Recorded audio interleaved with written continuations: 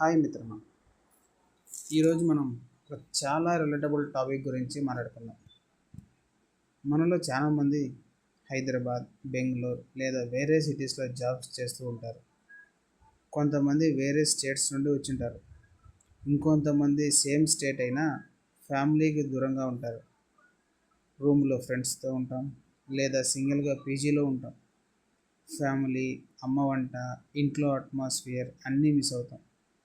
కానీ కెరియర్ కోసం, ఫ్యూచర్ కోసం ఇవన్నీ అడ్జస్ట్ అవ్వాల్సిన పరిస్థితి ఉంటుంది. మండే నుండి ఫ్రైడే వరకు ఆఫీస్ వర్క్తో రోజులు ఎలా పోతాయో కూడా తెలియదు. మార్నింగ్ ఆఫీస్, ఈవినింగ్ ట్రాఫిక్, రూమ్కి వచ్చి డిన్నర్, ఇవన్నీ చేసి పడుకోవటం, ఆల్మోస్ట్ అదే రొటీన్. ఫ్రైడే ఆఫ్టర్నూన్ నుండి వీకెండ్ ఫీలింగ్ స్టార్ట్ అవుతుంది. రేపు సాటర్డే అని ఒక ఎక్సైట్మెంట్ ఉంటుంది. సాటర్డే మార్నింగ్ కొంచెం లేట్గా లెగుస్తాం. వీక్ మొత్తం వర్క్ చేసి టైర్డ్గా ఉంటాం. బాడీ కూడా రెస్ట్ కావాలనిపిస్తుంది. బ్రేక్ఫాస్ట్ చేసి క్లాత్స్ వాష్ చేయడం, రూమ్ క్లీన్ చేయడం లేదా కావాల్సిన గ్రాసరీస్ షాపింగ్ చేయడం, ఇలా పెండింగ్ వర్క్స్ అన్నీ కంప్లీట్ చేస్తాం.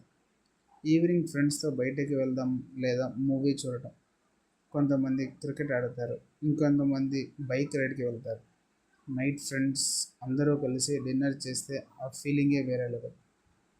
సండే మాత్రం చాలామందికి ఎమోషనల్ డే. కపుల్స్ అయితే వాళ్ళ బాయ్ ఫ్రెండ్ ఓ గర్ల్ ఫ్రెండ్తో టైం స్పెండ్ చేస్తారు. ఫ్రెండ్స్ గ్రూప్ అయితే అవుటింగ్ ప్లాన్ చేస్తారు. ఫ్యామిలీకి దూరంగా ఉన్న ఆ ఫీల్ని మర్చిపోవడం కోసం టెంపుల్కి వెళ్తాం. పార్క్లో కొంచెం టైం స్పెండ్ చేయడం, రూమ్లో రిలాక్స్ అవ్వటం లేదా వీడియో కాల్లో ఇంట్లో వాళ్ళతో మాట్లాడడం చేస్తాం. సండే ఈవినింగ్ వస్తే మళ్ళీ మండే గురించి ఆలోచన. ఇదే ఆలోచన స్టార్ట్ అవుతుంది. వీకెండ్ ఆల్రెడీ అయిపోయిందా అనే ఫీలింగ్ ఆల్మోస్ట్ అందరికీ ఉంటుంది. చూస్తుంటే 2 రోజులు చాలా ఫాస్ట్గా అయిపోయాయి అనిపిస్తుంది. మరి మీ వీకెండ్ ఎలా అవుతుంది? మీ వీకెండ్ ఎలా ఉంటుందో? మీరు సాటర్డే, సండే ఎక్కువ ఏం చేస్తారు? రూమ్లోనే రెస్ట్ తీసుకుంటారా? ఫ్రెండ్స్తో బయటికి వెళ్తారా? లేదా ఫ్యామిలీని విజిట్ చేస్తారా? మీ వీకెండ్ రొటీన్ని కమెంట్ సెక్షన్లో తప్పకుండా షేర్ చేయండి. వీడియో నచ్చితే లైక్, షేర్ చేయడం మర్చిపోకండి. తప్పనిసరిగా సబ్స్క్రైబ్ చేసుకోండి.